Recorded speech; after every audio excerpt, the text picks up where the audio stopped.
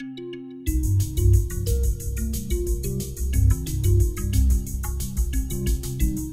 I'm Teresa Lombardi, and I'm here with Taylor B. Sinclair, founder of IlluminEssensce and creator of Core Essence Blueprinting. Today, Taylor, what I wanted to talk to you about is what they call business profiling, personality profiling. We've heard so much over the years about this type of profiling, and I think it's because we're always searching for ways to find ourselves and understand ourselves more, and that's why these were originally created. But many people find, even after they've done these types of techniques and testing, that they just aren't enough. They still need more information, or the results don't quite feel right about who they are. Yes. Now, you've developed a process called Core Essence Blueprinting. You've been developing it for over 25 years. Tell me the difference between a personality or business profile and Core Essence Blueprinting. The difference would be that personality is something that we develop. Core Essence is something that we're born with. That's the largest distinction right there, which is really the main core of the whole thing. Because we say that we need to be authentic, and we don't need to, but to be authentic is something that we seem to need because we're searching for that. We're searching for that missing part of ourselves and all these things that we keep trying to find and fill in. So with the personality profiling or business profiling, basically they ask you questions that you have to answer with your mind, which of course is all developed. This isn't something, you're not born with that particular sentence in your mind. These are things that happen to you through the years and causes you to develop a certain personality, a certain way of operating the world, things like this. And with the blueprinting, what we do is identify a vibration that exists in the body from the time, we've done them as young as 2 months, from the time that you're born, and it does not change. So if you can match that authentic vibration with your life, as opposed to trying to develop something that fits in or matches someone else's expectations, or one of these things that we try to do to get along and get forward in our lives, then you're 1,000% better off. So when it comes to the Myers-Briggs test and the DISC and some of these other tests, so what are they really telling us in the end? What's the point? Well, they're great tests, and it does give us a very clear indication of how to interact with somebody, you know what I'm saying? But that's a developed person. So what we're doing is just saying, well, here's my developed person, so interact with me this way. Right. But what happens is that we're still interacting with something that's not really truly authentic. It's been developed or trained or contracted for in a way through our own need for things. Okay. And so therefore we're missing the core of that person. We're kind of missing that true person that we could be dealing with and having a much more effective relationship, more effective results in the workplace, more effective communication between just personal relationships. It brings to mind one of our clients in the last couple of years that came in, and she had a business profile done within her company a couple of years before she came in and had her blueprint done. Shortly after her blueprint was done, maybe a year later, the company did another wave of testing.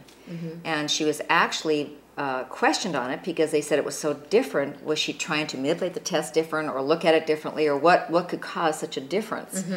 And we thought that was fascinating. We have done some other relationship testing things on this also. But that just shows you that something had been developed, and once she came into her own essence and relaxed into it, more of the real self started coming out. And she said she felt much better about her job and everything when she could be herself. So Core Essence Blueprinting is really, what you're saying is more than just fashion or your outer appearance. It could have a profound effect on your career. Absolutely. And how you interact in the workplace. Yes, and another story comes to mind. There's so many stories over the years, but sometimes they're very explanatory about things. Right. We had a client come in, and she had worked on Wall Street for several years. She was quite young, but she was very successful in Wall Street. She moved to California, and when she got here, she came in and had her blueprint done. And she was supposed to go back to New York within a few months of that. And I remember it was November because I was concerned about November in New York. Right. You know, the law in New York is you wear black, or you're pretty much on Wall Street. I mean, this is a joke, but pretty much that's how they dress there, very dark colors and somber things. And so she decided on her business trip to take her essence, her blueprint, and follow that instead. And because the time involved, she didn't have time to go out and try and buy a lot of new things at that point. She had to wear some things that we had already found for her that were not in that season, perhaps. But she went back, and the look was much softer than she would have done in New York in November, by far. It wasn't even close. And she reported back a couple weeks later that she had the most successful meetings, that men treated her with more respect, which sometimes for women that's an issue in business, you know, as far as being treated as an equal in business. And she got her deals. Wow. So she was authentic then. Right. She was authentic. It didn't matter what she had on. People saw her for her and heard her. Right, and not necessarily were influenced by what she was wearing. Yes. It becomes a moot point at that point. So Taylor, I noticed the same thing with my husband. After he had his Core Essence blueprint done, obviously he dressed very differently. But what was interesting about that is he works from home. He spends most of his time either on the phone or on the computer. And he started making vastly more money. But no one could necessarily see that he was wearing something different. So it was some kind of energetic process that happened where something about him, as he became more authentic, somehow that translated out. It seems surprising, but it's very common with what we do. So you see, it's about the energy of the person. It's not about how I look, am I in style, am I trendy, do I have this, do I have that, is it the right cost? All these things that we tend to look at in our everyday shopping trips and whatever. When you actually are in your energy field, it comes across to somebody else, whether they can see you or not. I'm thinking of one telemarketer that we had. It was the most shocking story I've heard in all these years, I think, about income increases. But she was on telephone sales, and she did not see anyone ever. And she was going to leave her job when she came in to have her blueprint done. She said she was considering changing companies because she thought she just couldn't sell anything. She was the lowest person in her company as far as sales. And 2 weeks later, I was just stunned. But she called back, and she called us back, and she was top salesperson that month. She made it in 2 weeks.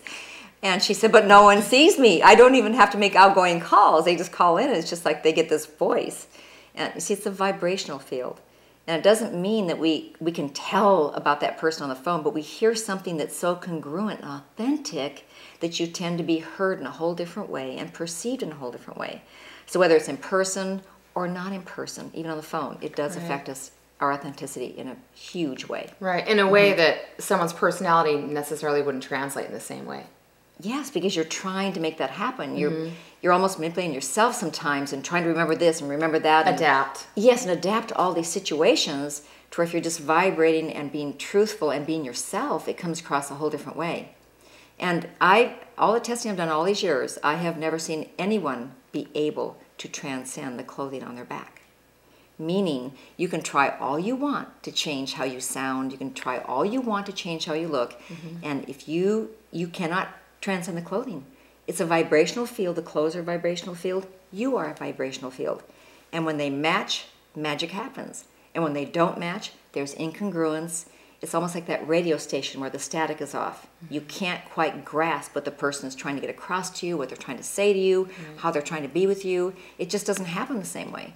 The statement that you made, we are unable to transcend the clothing on our back, that takes us into a whole new paradigm, and it really can affect us in business and in our careers. Absolutely. Well, thank you very much for sharing that with us today. My pleasure.